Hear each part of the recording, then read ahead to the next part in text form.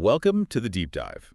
So right now, there's a pretty major multinational exercise kicking off right here in my home country, Trinidad and Tobago. It's called Tradewinds 2025. That's right.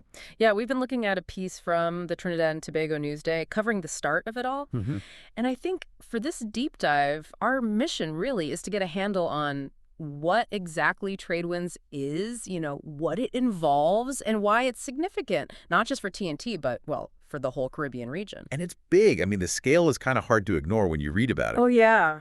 Yeah, we're talking over 1,000 people, military personnel, police officers, even government officials from 26 different countries, all gathered right here. That alone tells you something about the level of international cooperation we're looking at. Absolutely. And what really jumps out is that this is the 40th time they've done this. Wow. 40th. 40 years. Yeah, it's history, starting back in, 1984. It really shows how embedded it is in the U.S.-Caribbean security relationship. Right. And this year, as you said, Trinidad and Tobago's hosting April 26th to May 8th. That's a pretty big deal for the country to manage. Definitely. Okay, so for anyone listening who maybe hasn't heard of Tradewinds before, Yeah. let's unpack that a bit. What actually is it? It sounds like way more than just, a standard meeting or conference. Oh, absolutely. Yeah. It's formally, it's an annual exercise sponsored by the U.S. Southern Command, Southcom, and it's approved right up at the top by the chairman of the Joint Chiefs of Staff. Okay, so high-level backing. Exactly. And the main point, the core objective, is all about strengthening regional stability. You can think of it like a joint effort to boost everyone's ability to handle security challenges together. And you mentioned 1984, 40 years.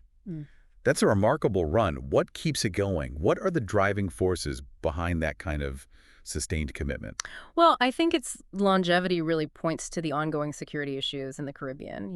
Right from the start, the focus was on building capacity, building partnerships. To deal with what specifically? Things like transnational crime, drug trafficking, illegal weapons, that sort of thing. But also, crucially, preparing for humanitarian crises. Right. Hurricanes, earthquakes. Exactly, which are unfortunately a constant threat in the region. And more recently, they've adapted it to tackle newer challenges, too, like cyber threats. That's become a big part of it. Okay, so it evolves. It's about facing these shared threats as a group rather than each country trying to go it alone.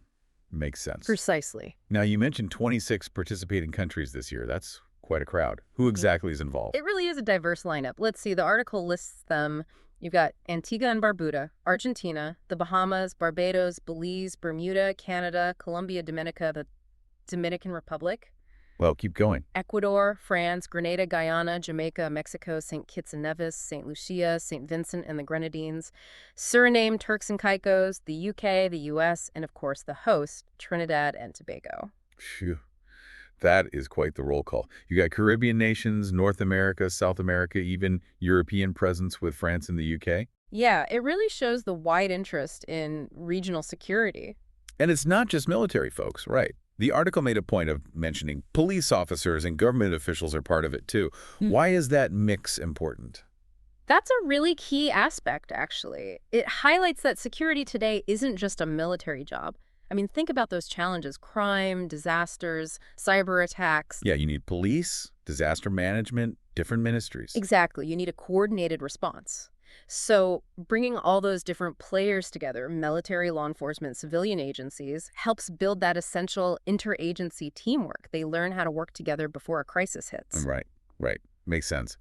So with all these different people from all these countries landing in Trinidad and Tobago, what are they actually doing for these 2 weeks? What kind of training is happening? It's pretty comprehensive. The training covers 4 main areas: land, sea, air, and cyber. A whole spectrum, basically. Pretty much. So you'll have activities focused on ground operations, tactical stuff, responding to incidents on the ground.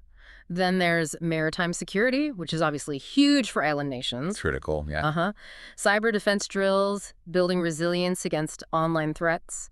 And like we just discussed, a big focus on that interagency coordination, making sure everyone can talk the same language, procedurally speaking. So it's a mix of practical skills and learning how to cooperate effectively.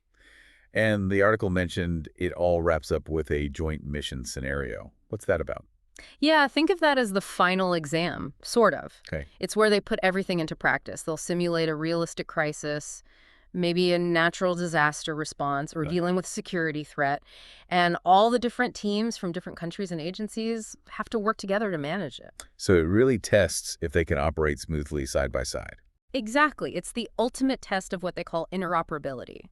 Can forces from, say, Barbados work seamlessly with a team from Canada and the TT Defense Force if something major happens? That's what they're testing. Gotcha. Now, speaking as a Trinidadian, it does feel significant to see TNT hosting such a major international event. What does taking on this role signal about the country? Well, it definitely showcases Trinidad and Tobago's leadership and, frankly, its capability within the region. You had U.S. Air Force LT Gen Evan Pettis commenting on that, saying it really speaks volumes about TNT's ability to pull off something this complex. Right. Hosting Tradewinds really puts Trinidad and Tobago front and center, highlighting its commitment to regional security and its role as a key partner. And we also heard from our own Air Vice Marshal Daryl Daniel from the TT Defense Force at the opening ceremony. What was his take? He made a really important point, I thought. He framed TW25 as being more than a military event. Yeah. He called it a shared mission built on mutual respect, collaboration, and collective work to secure a common future. That really gets at the bigger picture, doesn't it? It's about diplomacy, building trust, strengthening those regional bonds, not just running drills. That wider view feels crucial. It's not just about hardware and tactics. It's about relationships and a kind of shared understanding for a more secure Caribbean. So, stepping back, looking at the whole thing, Yeah. what's the fundamental message of an exercise like Tradewinds? I think the core message is really about partnership. It's about mutual support, especially when things get tough. LT Jen Pettis put it quite powerfully, I think. He said, "It's a promise that when disaster strikes, we stand together. That when crises arise, we'll answer the call." Together we are stronger, and together we will be ready. I saw that quote. Exactly. It's about building that network, that resilience, so nations know they can rely on each other when it counts. That idea of collective strength, yeah. Yeah. Shared responsibility. Yeah. And presumably, it's a huge opportunity for everyone involved to just learn from each other, share what works, what doesn't. Absolutely. That knowledge exchange, sharing best practices, figuring out common procedures, that's incredibly valuable. It makes the whole region's security setup stronger and more integrated. Okay, so if we were to kind of wrap this up, what's the main takeaway from our deep dive into Exercise Tradewinds 2025 happening right here in TNT? I'd say the key thing is that Tradewinds 2025 isn't just another exercise. It represents this really significant long-term multinational commitment, a commitment to boosting regional security and making sure countries can work together effectively against all sorts of threats, crime, disasters, cyber stuff, the works. And the sheer size of it this year, this 40th anniversary year, over 1,000 people, 26 nations, that really drives home its importance, doesn't it? And the level of international focus on Caribbean security. It really does. You know, it kind of leaves you thinking, what does this level of consistent international cooperation year after year for 40 years, what does that actually mean for the future stability and, well, the resilience of the Caribbean? It's definitely something to mull over, the real world impact of these joint efforts and the kind of future they're trying to build together.